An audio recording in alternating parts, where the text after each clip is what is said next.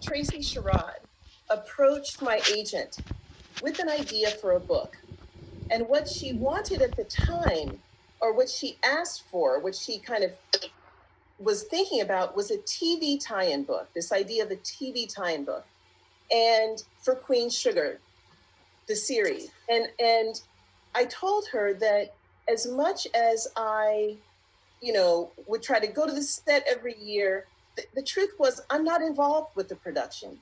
And so if she wanted a book that was like a behind the scenes view of Queen Sugar, the TV series, I could not deliver that book. I just didn't have that kind of access. So Kim, my agent, said, well, Natalie, if you could do any kind of book, what would you do? And that exact same week, I had the good fortune to meet Darrell Tenney. And Darrell pretty much schooled me because I had an understanding and an appreciation of the stories of Black farmers. But what Darrell helped me understand was that a lot of the issues that I was thinking about and I knew about historically, that stuff was still happening. And he was in touch with a lot of farmers who had amazing stories of resilience and perseverance and hard work and vision and ingenuity. And after my conversation with Darrell, I turned to my husband and I said, I know what book I want to write. And so I decided to write a book that went beyond Queen Sugar, right? And I wanted it to be a book that where the stories of Black farmers, I wanted Black farmers to be able to speak for themselves. I knew I had done something in fiction, but I wanted to do a book that amplified and elevated the stories of you all of these amazing people who are involved with this work. And so I kind of set out on this quest.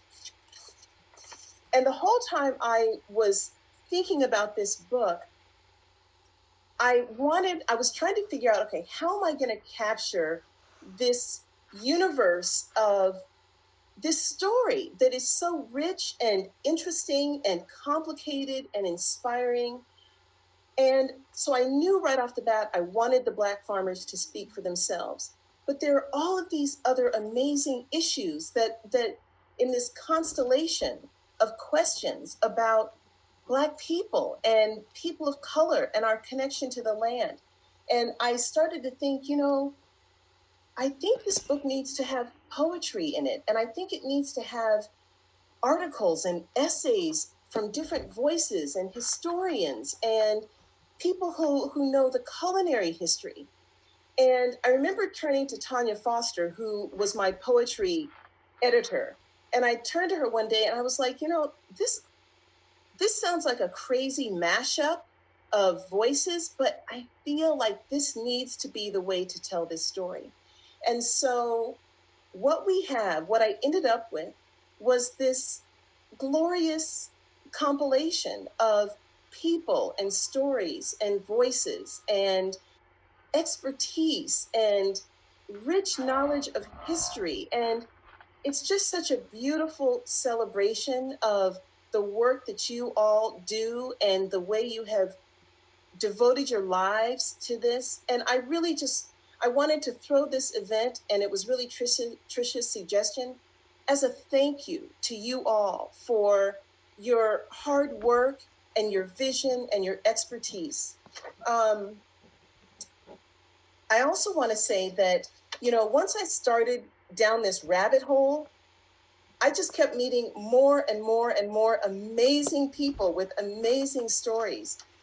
And that's really what this book represents. It is a love letter to Black people and people of color.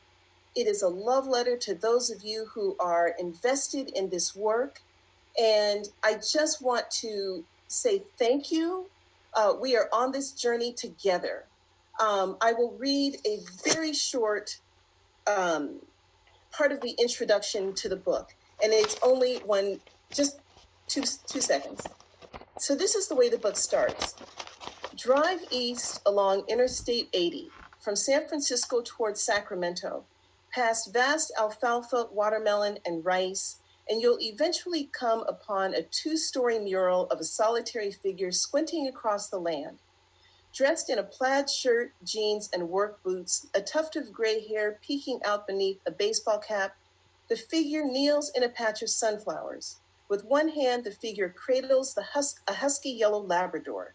The other hand points to the horizon. The figure is a farmer. He is middle-aged and he's white. The artist who painted the 20 by 20 foot mural titled Stewards of the Soil claims she meant to pay tribute to the farmers in her community. I don't fault her for wanting to honor them. Farming is difficult work, and I acknowledge that her mural reflects the picture most people have in their minds when they envision the American farmer. And yet, every time I pass it, I can't help but think it only tells part of the story. Somewhere across the thousands of acres, there must be a handful of Black and brown farmers. Who are they? What do they look like? What stories might they tell if given a chance? And so that's the way this book begins. And then it is, and you will see this when you get your copies, it is a glorious compilation it's a glorious compilation and a chorus of your voices. I want to stop there, and I want to turn this over to introduce Michael Twitty. Michael contributed a beautiful essay for the book. He is a culinary historian who has done some outstanding work. And I just asked Michael as our first guest to read a portion of his beautiful essay. Michael, it's all yours. Okay, I had to unmute. I'm good at that now. All right, good evening, everybody. I would be remiss if I didn't introduce myself as the grandson of Gonzalez Twitty, may he rest in power and peace, one of the founding members of the Federation of Southern Cooperatives.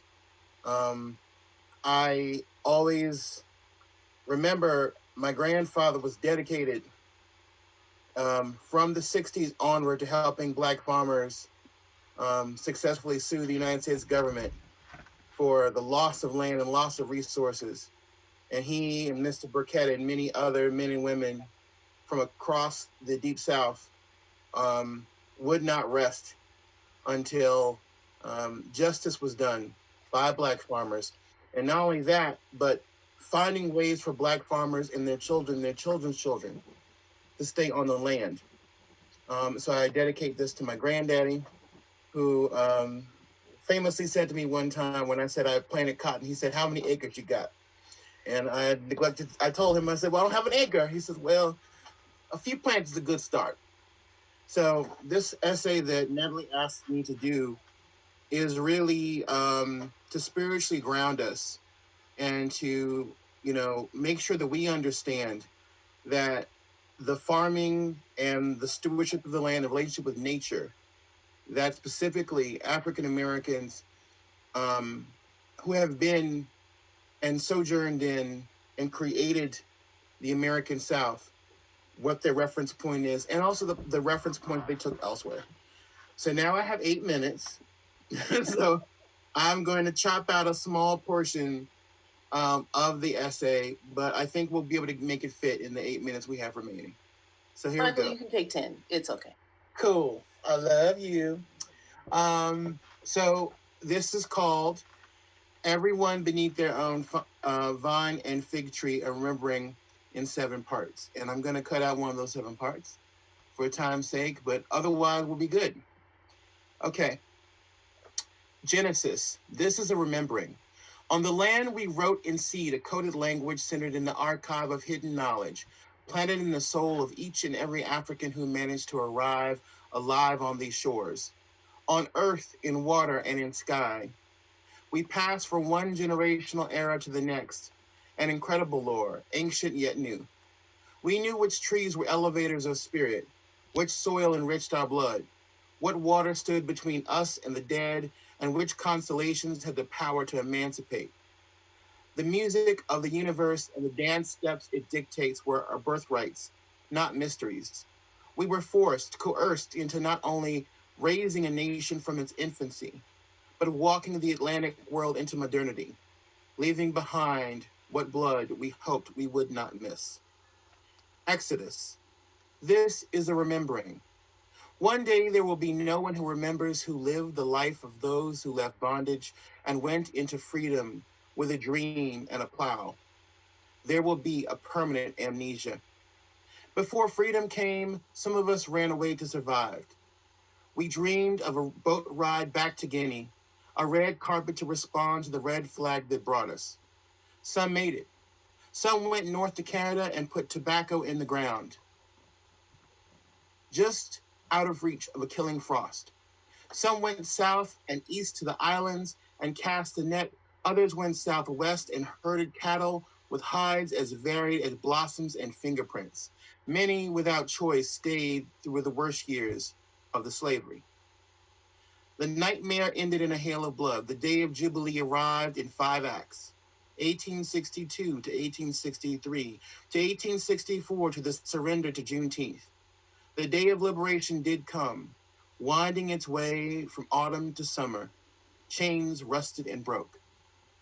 The people I celebrate, who occupied the land between slavery and civil rights, splashed on Florida water cologne and crushed dark bricks for blush because no makeup for them existed. They chose their children's names by Bible prophecy or by season or by day of the week. Planting and harvest were birth rhythms. They resisted white supremacy by making irresistible musical genres and food and words and dances. Their doors were painted haint blue to keep the evil off. Their grandparents were the antebellums. They had hog bladders for firecrackers. Names were based on whispers from Africa. Jesus wasn't official, and spirit in the trees were not obsolete. Cotton, tobacco, rice, and sugar defined life, but not for their own sake. They fought and prayed in ways too subtle for us to appreciate. They paid an enormous price for our freedom. Their great-grandparents were the African exiles. They were America before America. They brought the light of the supposed dark continent. They seeded a civilization with other untouchables. They left treasure maps in words, ingredients, DNA, names, and talks of pots, silencing laughs. Their great-grandparents were the last generation to be untouched. They only knew gods that looked like their reflection in the streams. They dreamed their children into the cosmos. They understood the language of the dwarves in the rainforest. They did not fear death. They were free. No book or page will do the trick. All the voices will be gone. We will lose more than we know. We will lose the knowledge of who was where, what seeds they planted, what animals they raised, how they made a life from no life, how they made a set of rules meant to kill them into seeds of change, how they made bricks, how they made mortar, how they made churches and praise houses and big houses and outhouses and grape arbors, peach orchards, wells and dipper gourds, tobacco barns and headstones and porches, and swings from life to life from no life. Just like the generations before them who knew different fates, a book will be closed on a certain people. They were an agrarian people who marched out of slavery into semi-freedom. They were the children of Jim Crow's time, a people who built their lives out of the red clay, dust, and muck of loam and gritty sand. They are dwindling, and we, those who remember the shadows of their ways, are dwindling. We scramble to remember faces in early photographs. We go to courthouses to see which graves are into which mall or gated community or gas station. We work because we know the night is coming and someone needs to have a light. This is a remembering. Now is the time to remember. We have already begun to forget. The plows are gone. The millions of acres have shrunk. We wax nostalgic about they. They used to. They, never we. Take soil. Take your finger. Place it on the Mason-Dixon line and start to trace your way back. Let your digits get wet in the brackish tides of Chesapeake Bay. Go to the appendages of land sticking out into the water.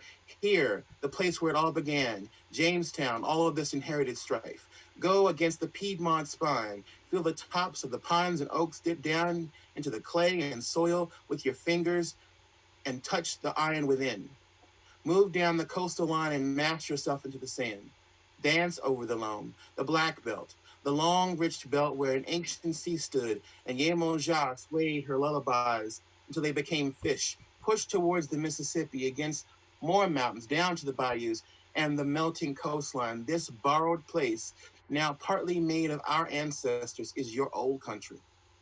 Some of us were sharecroppers, others were tenants, but many more were landowners. Every one saw themselves as a living verse of Bible beneath their vine or fig tree. Here we waited for the good times, prayed against the inevitable bad. Our mattresses of corn husk or Spanish moss were where we planted the next generation. In the bottoms, we planted sweet potatoes and melons, but where the land would not yield, we planted the bodies that became our ancestors. Roots. Before Georgia, there was Guinea. There were dawns that went back to the very beginning of time. Just before our leaving, the dawns were the same as if they were after we left. 2 hours before light came the first crowing.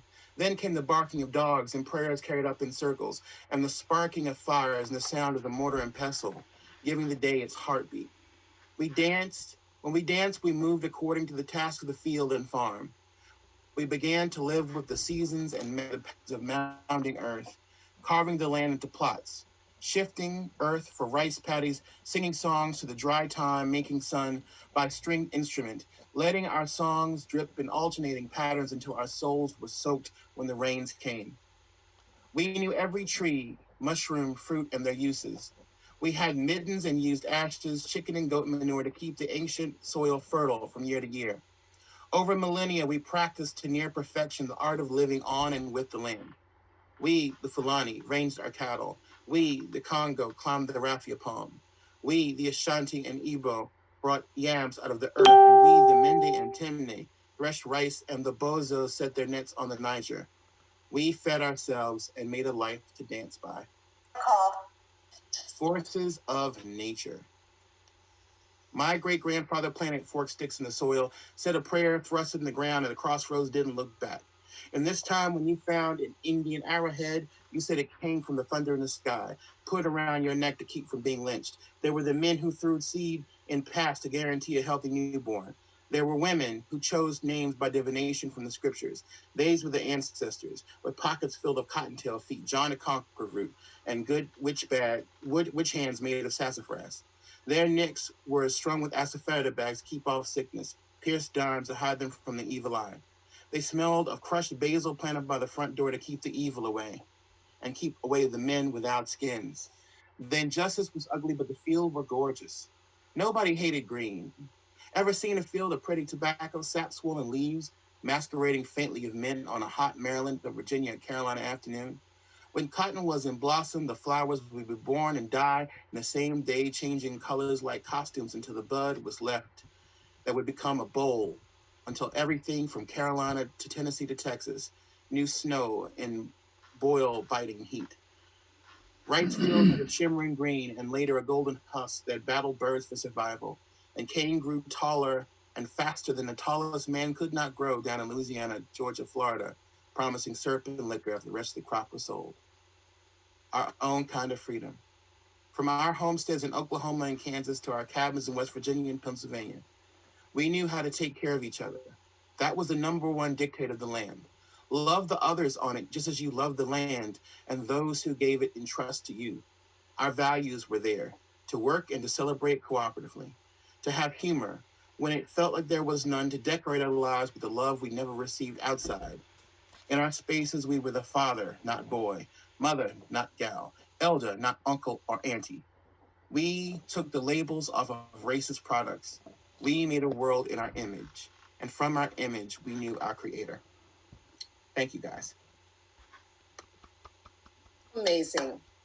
Michael, thank you so much. Thank you so much. It's just so beautiful. And for those of you, Michael is very well known.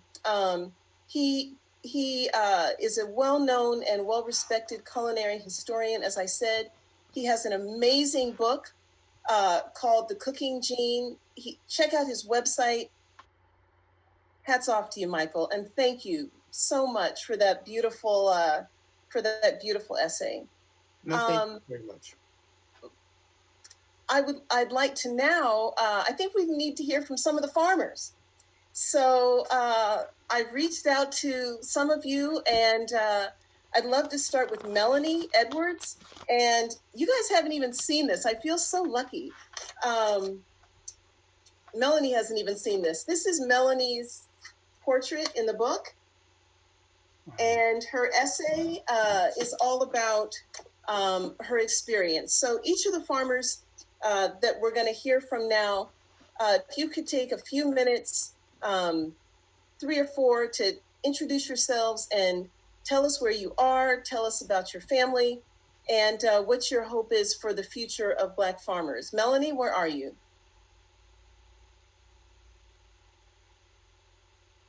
Hi, Natalie. Thank you so much. Thank you for allowing me to be a part of this book and journey and considering me to be in the book. It's just such an honor and blessing to be a part of this historic book and share this with all of these amazing farmers here. And so can you all hear me okay? Okay, I'm in a really rural area, so I'm hoping my camera lasts long enough. All right, so good evening, everyone. My name is Melanie Edwards, and first, in honoring the land in which my work takes place, I would like to acknowledge the Coast Salish people, specifically the Chimicum and Clown. On my journey of reclaiming farming, I landed on a 20-acre mixed vegetable farm in rural Western Washington, which is about an hour and a half north of the area. And there I immersed myself in small-scale agricultural practices. I started off as an intern, not knowing anything, not even knowing what a seed was. My mom used to make fun of me and say that I had a black thumb instead of a green thumb because I could make a lot of plants die. But during my journey there, I learned all aspects of farming. And now I'm currently working on my own farming journey and business focused on natural dye plants, fiber arts, and seed saving. I became a farmer because I was always a farmer and I just didn't know it. Uh-oh. I think we lost her. Yikes, okay. Well, while Melanie comes back, let's move on to the Blueford. I'm back. I'm sorry. Oh, are you back? Melanie, are you back? Yes. Okay. I'm back. I'm so sorry. It's okay. Okay, I'll wrap this up really quick. I'll wrap it up quick because I can't keep my camera on. Okay. That's right. I became a farmer because I always knew farming was in me and I just didn't know it. It's an ancestral skill that I am learning and reclaiming for myself, my family, and my culture. It is my hope that Black farmers, both those that are actively farming and those who are yet to re-engage with our heritage of the land, that we collectively not just grow ourselves and crops, but also grow in community, and that our history and farming legacy is established here in America because it's always been there, but never given its credit. So again, thank you, Natalie, for allowing me. Uh-oh, I think we lost her again. Okay. Well, Melanie, thank you. If you can hear me, thank you so much. And I have to say, I met Melanie when she was up in Alaska, if you can believe it, farming up there. And that's the story that we tell in the book, and she shares her experience. I think next, I would love to hear from the O'Neill Bluford. And I feel like I'm ruining the surprise, but I just want to show you O'Neill and his brothers and their dad. And this is their portrait in the book. And it is just so, I don't know if you can see that. It's just so beautiful. And I was just so moved to meet O'Neill and his brothers and his dad. So O'Neill, it's the stage is yours. Okay, thank you for inviting my family, and you stuck by your word. You said you was going to get back in touch with us. Most times we hear that and we don't see it again. I'm extremely excited for you, in this book. I'm wishing nothing but the best for it. I can start by saying, I kind of wish my dad was here because this was his place to kind of tell more of where the farm came from. He knows a whole lot more about when it started, the date. But I guess I'm gonna have to be the face for it tonight. This farm, I've been farming for a little over 30 years. Cotton, soybean, corn, sometimes wheat. It's fun. It's one thing that it gets in your blood and you stick with it. And I'm hoping that in the future I can pass this on to my couple of sons, and they'll take off this thing and make it a whole lot better than what it is. That's about it. And where are you, O'Neill? Why don't you tell them where your farm is? My farm is in Eastern South Carolina, and we're farming a little under 2,000 acres. And it's pretty much slow here. It's real subtle. We just starting to put corn into the ground and getting the soils ready for the next crops, and hoping we don't get too much more rain. Amazing.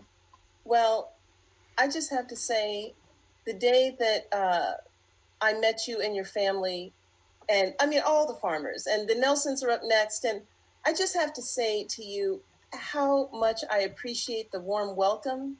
And we had a great time on your porch, talking, and you guys all telling your stories. And your dad, who is a quiet man, much like Mr. Nelson, but is just embodies such wisdom and integrity. And I just have to say, what a pleasure and an honor it was for me to meet you and to hear your story and just be in your presence. So I hope you like your story.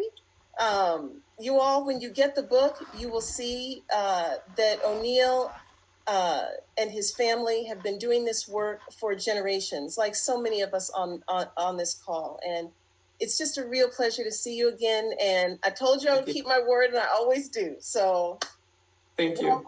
Welcome. And say hi to your family. I will. Thank you. Next, I would like to hear from the Nelsons. And here, you guys haven't seen this picture either. So here is the Nelsons portrait in the book. Again, people close to my heart. I was so blown away by their vision for what they want to do. These are four brothers who are so dynamic and unapologetic about their ambition to farm. And again, I was so appreciative to be in your presence. And take it away. Well, once like Blooper, we wish our dad was here as well, but he couldn't make it here. Can you see me now? Like O'Neill, we wish our dad was here as well, but he wasn't here to make it.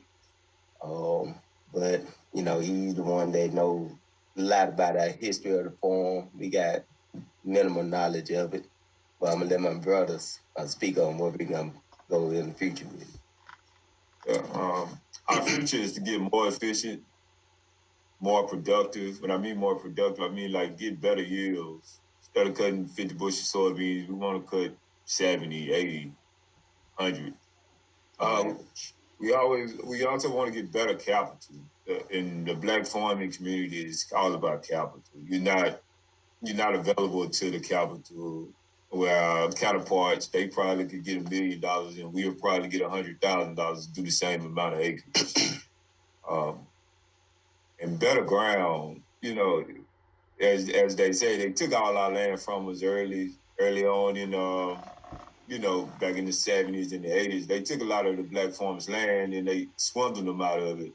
And the ones that was able to keep it pretty much was ground that we had to work with and make it better. We had to do a lot of improvement to the ground to get it to their part, when without help from the USDA. We came out of our pocket with that. They got cost share.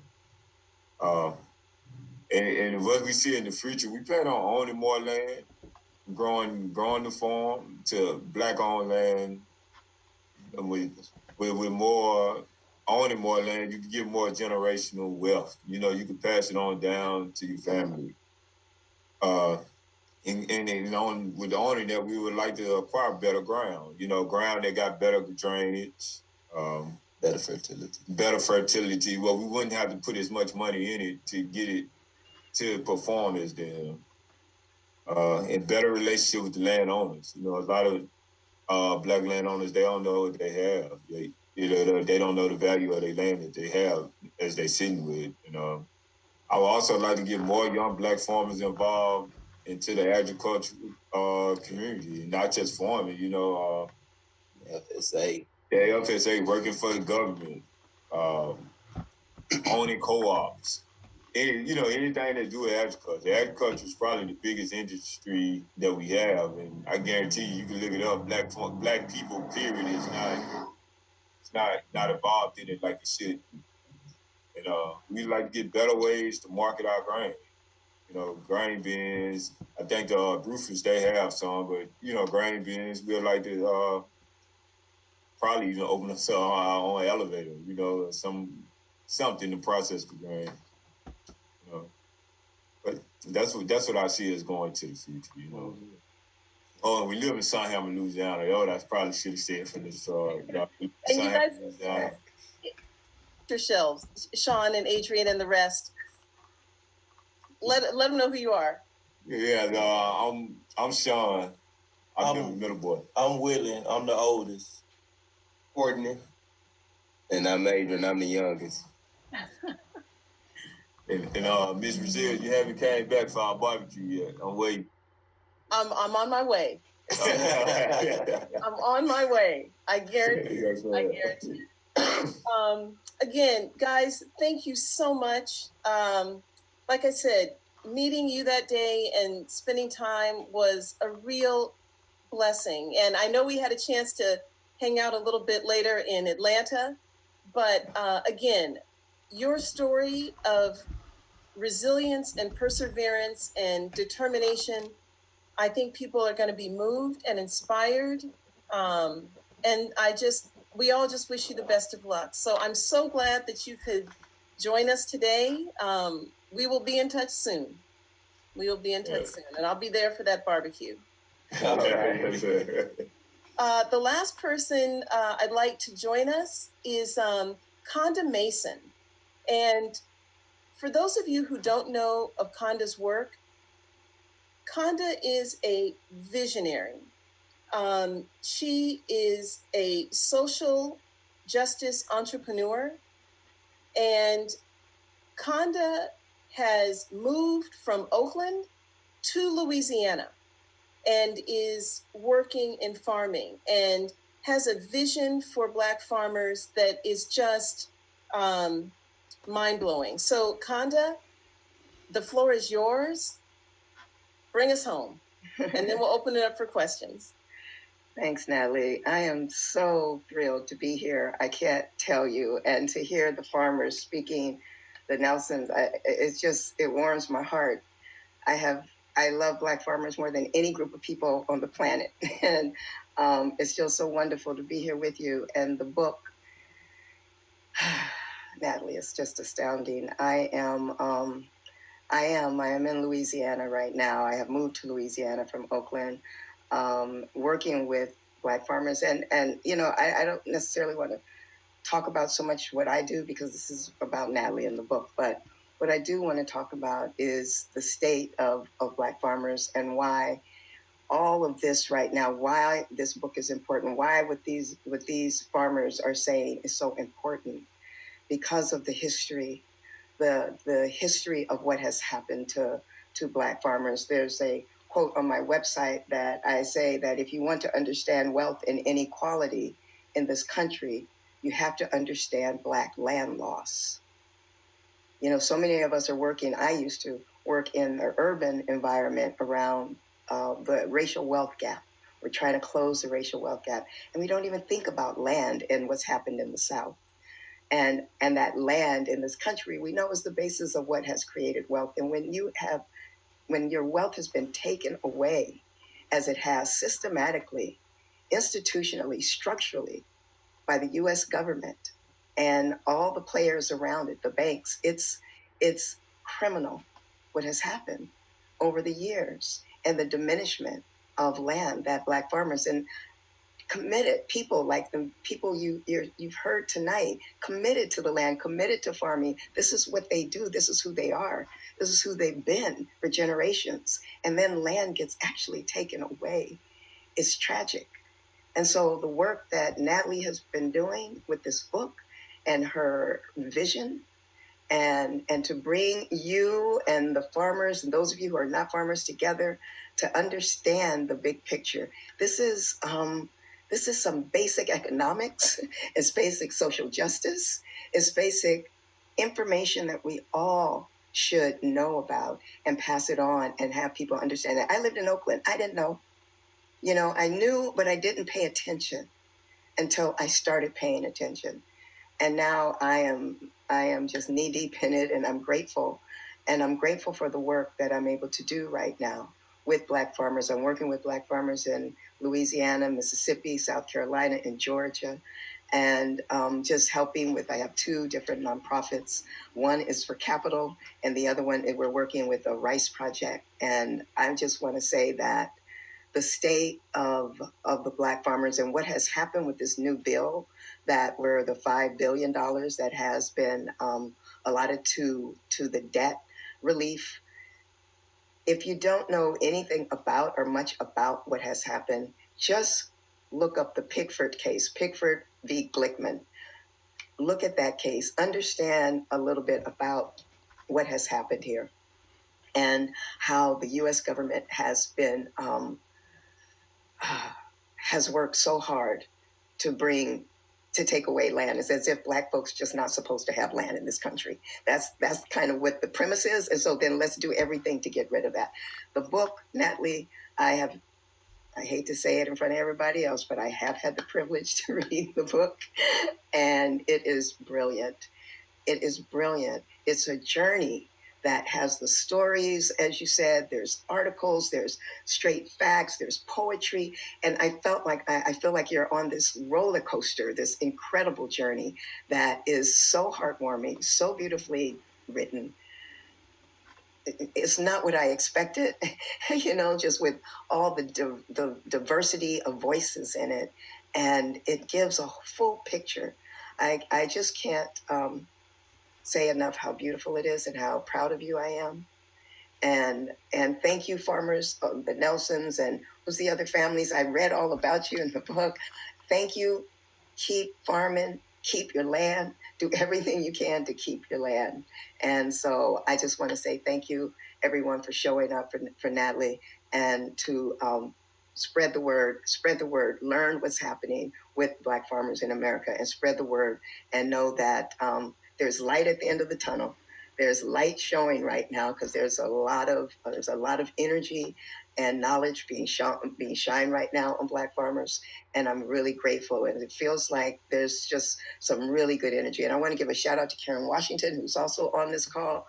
And Karen has just been like, bow down to Karen Washington, who has been doing this work for so long. There's just some beautiful people, and I'm just grateful to be a part of this world of Black farmers in America. It's just the highest height. And I'm farming as well. I farm here in Louisiana. And yeah, the water, man, I can't even get in my fields yet. You know, it's so wet here. So we looking for the dry time. Every time it gets dry, we go out and we plant something. So anyway, it's a pleasure to be here.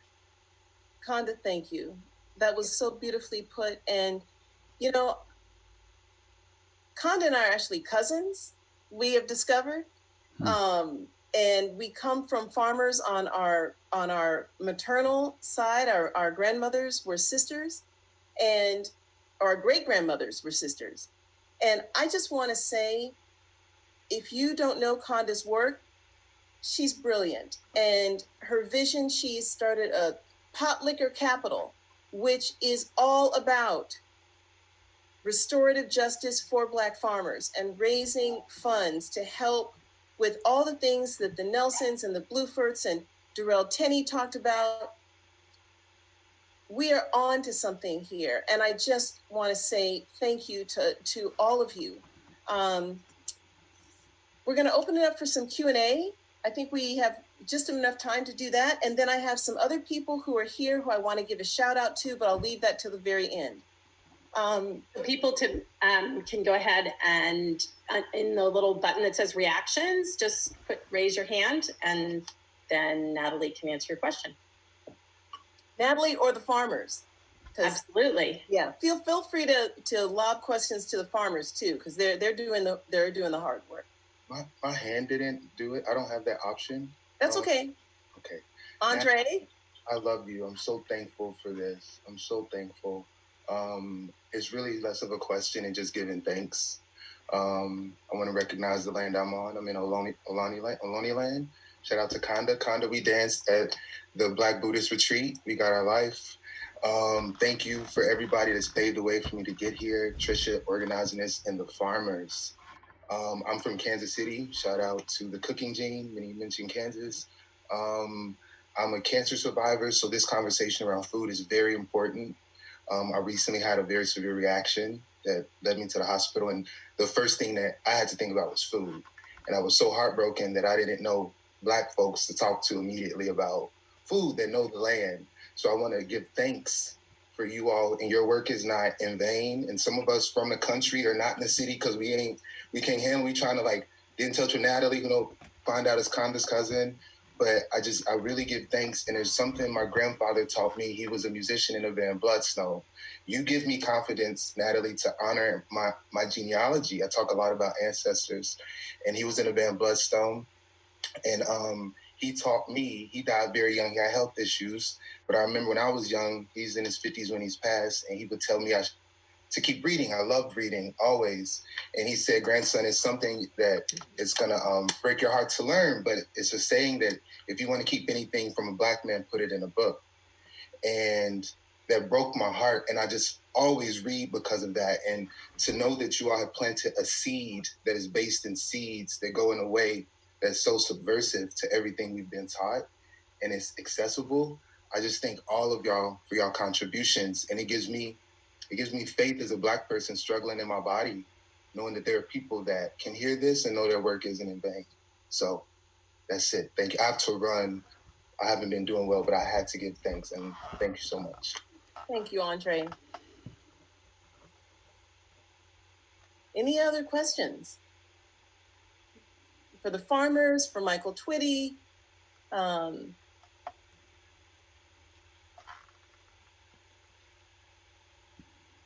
Yes, Steve Davis. Oh yeah, I'm just curious how much of the farmers were involved in, what's the changes at the governmental level.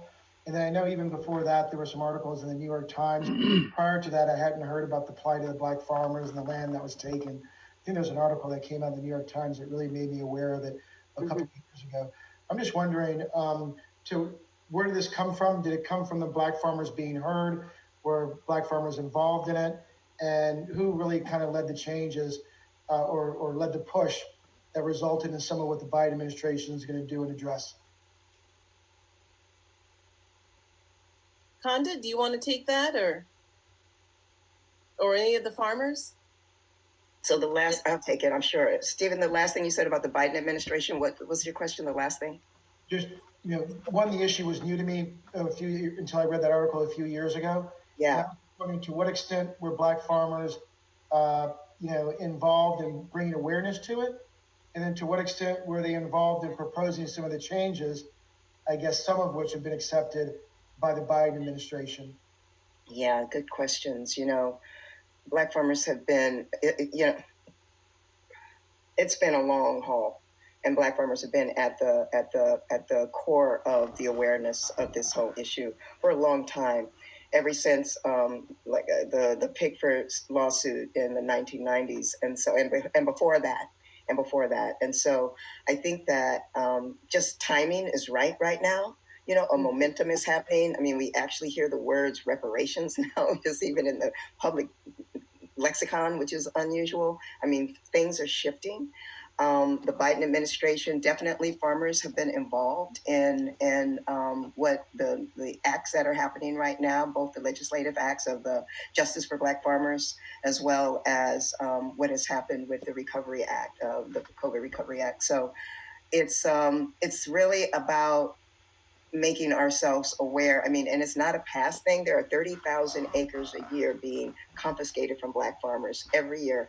Today, still, 30,000 acres are dwindling per year. And so it's a constant thing that is happening. It's not something of the past. And it's really, there's a lot of information out now for all of us to become aware of it. And I think that I have hope. I have hope for the Biden administration that things are going to definitely shift from the last administration. No doubt about that. No doubt about this. This $5 billion is a really good step in the right direction.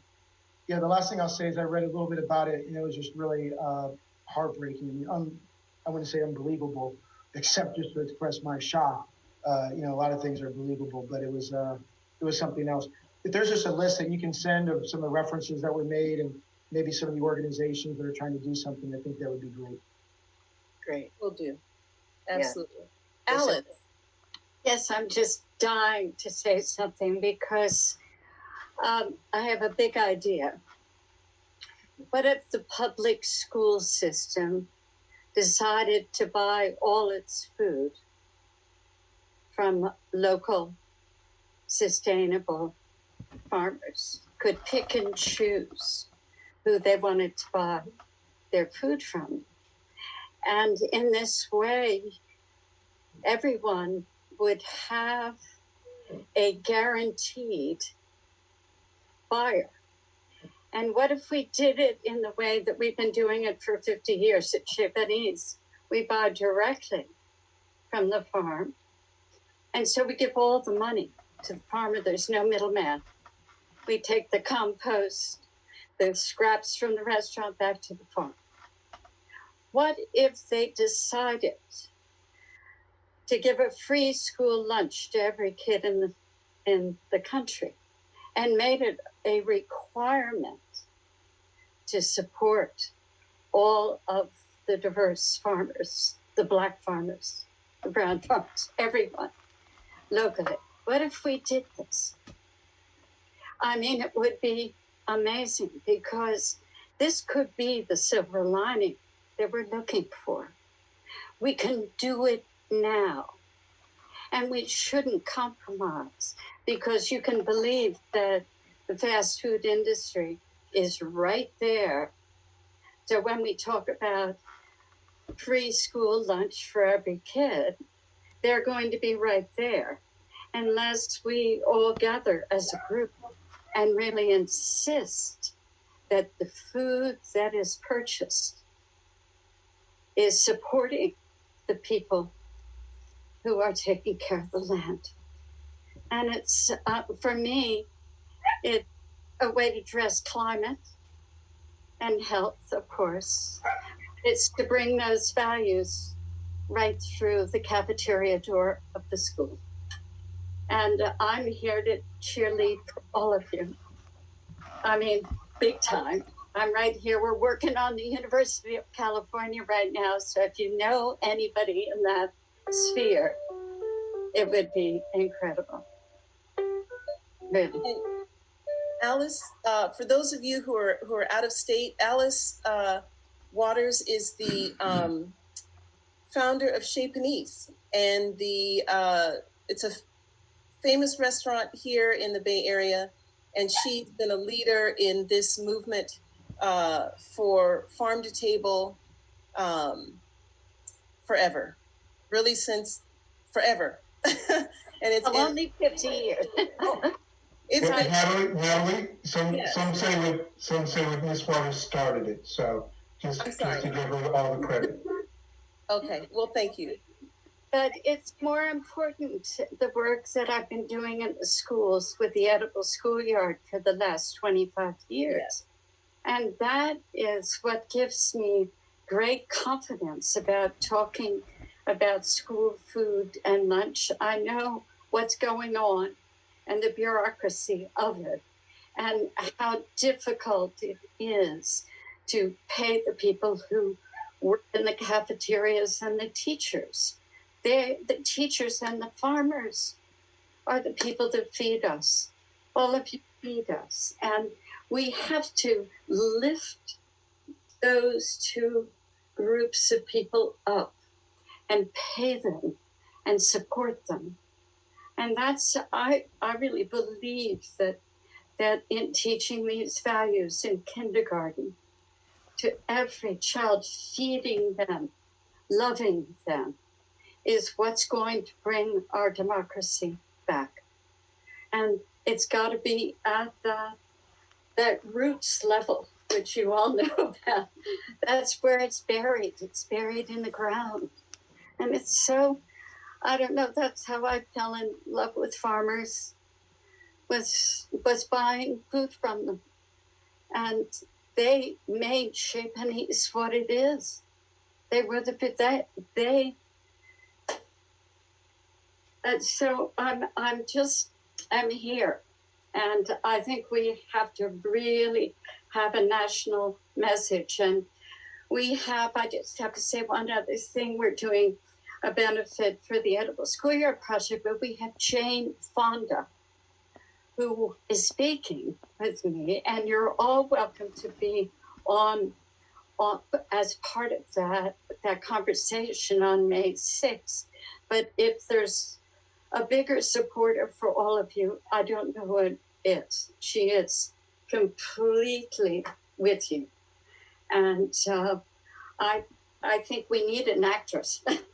We need a lot more than an actress, but we need somebody, a whole group of people that understand this deeply. Well, these are the people. Thank you. You're welcome, Alice. You're very welcome. Anybody else have a question or a comment? There's so many other people who contributed to the book who are on this call. Jim Embry is here. Marvin and Tanisha Frank are here. So many people.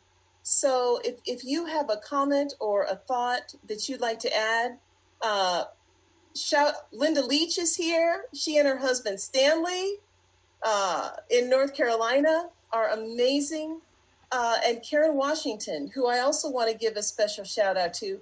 I did not have a chance to interview her for the book, but Karen has been an amazing, we recently met and we've been on a couple of panels, and she goes by Mama K because everybody in this community knows her. So if any of you want to say something before we close out, I want to be respectful of people's time. Now's the time. And just unmute yourselves. And Natalie, can I just add one thing, I think, because it's touched on?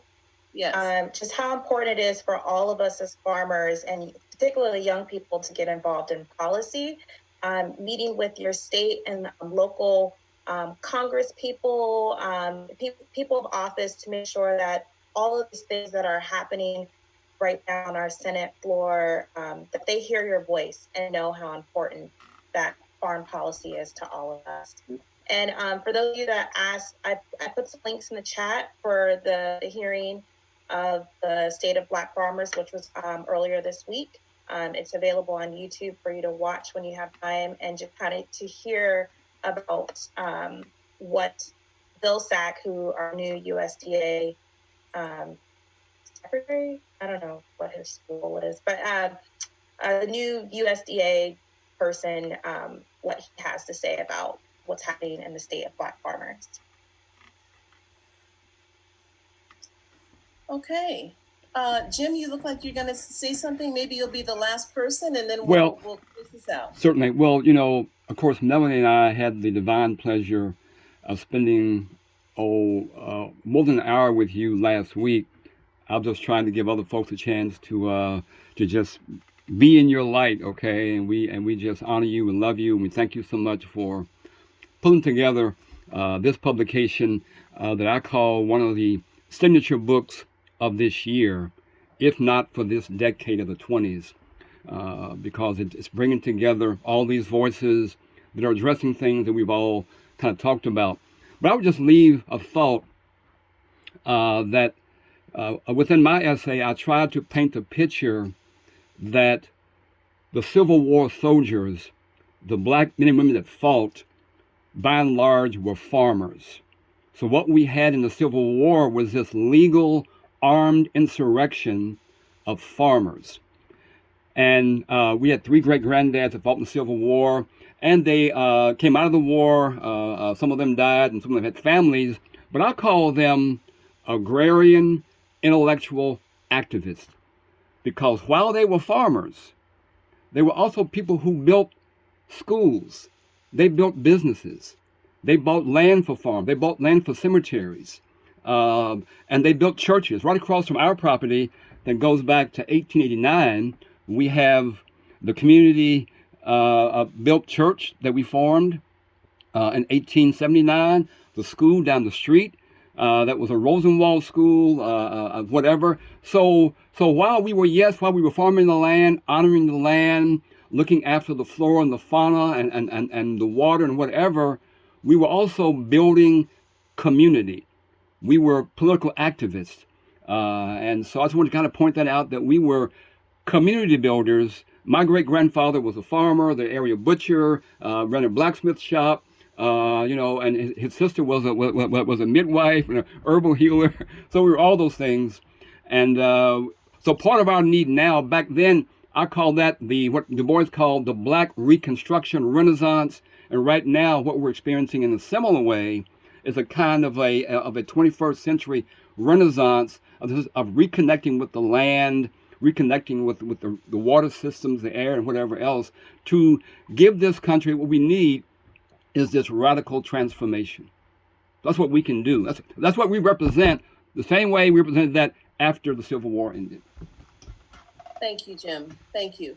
As Jim said, we were on a panel together with Melanie not even a week ago, and he is a wealth of historical information, really from his own family, and he has an essay in the book also. I'm looking at the time. I want to be respectful, so we're going to wrap this up. But I wanted to close by saying thank you to so many people. Some of you had a chance to speak tonight, others did not. But I just want to read off some names real fast of so many people, and I want you to know how much I appreciate your contribution and your support.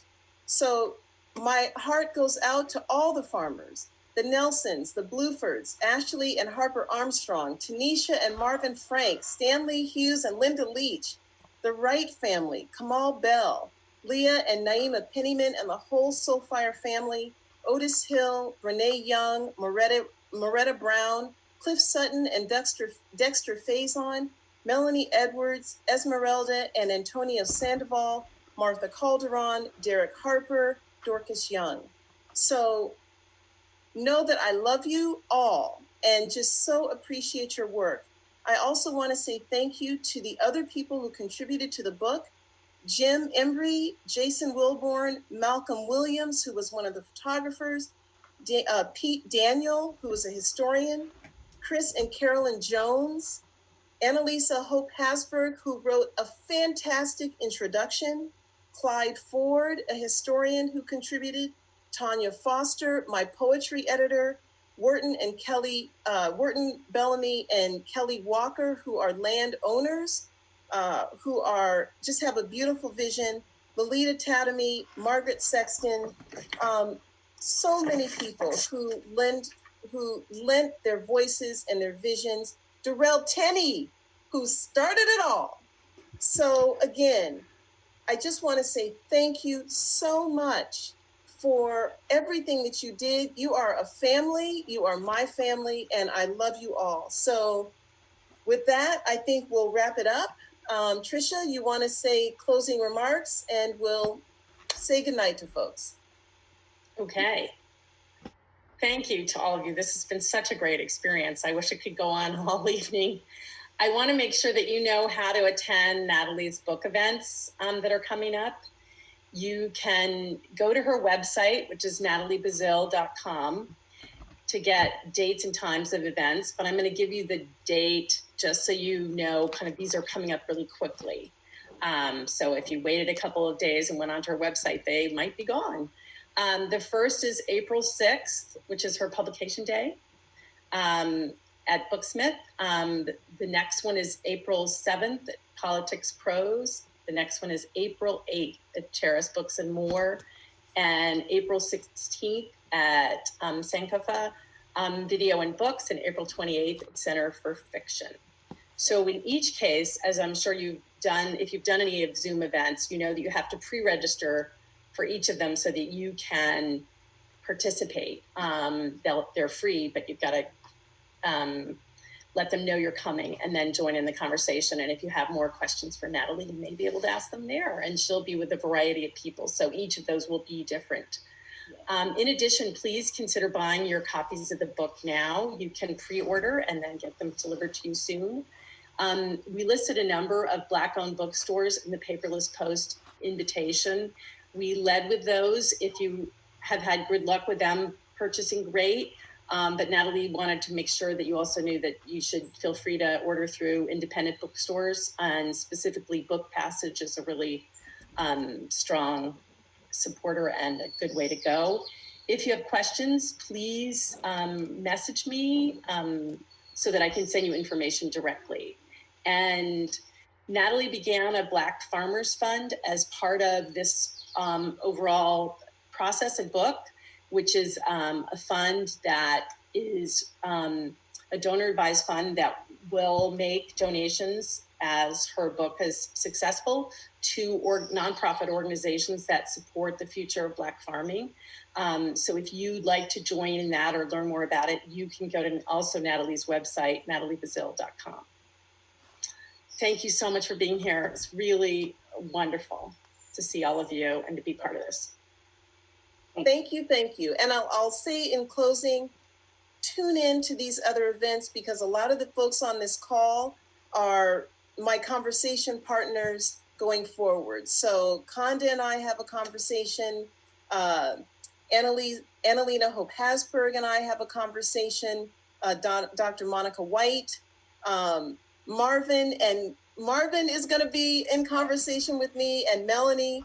And as things continue to roll, I'm going to be reaching out to more of you who contributed to the book, because I want to make sure that your voices are heard. So thank you, thank you, thank you. I love you all, and the book is coming, y'all. It's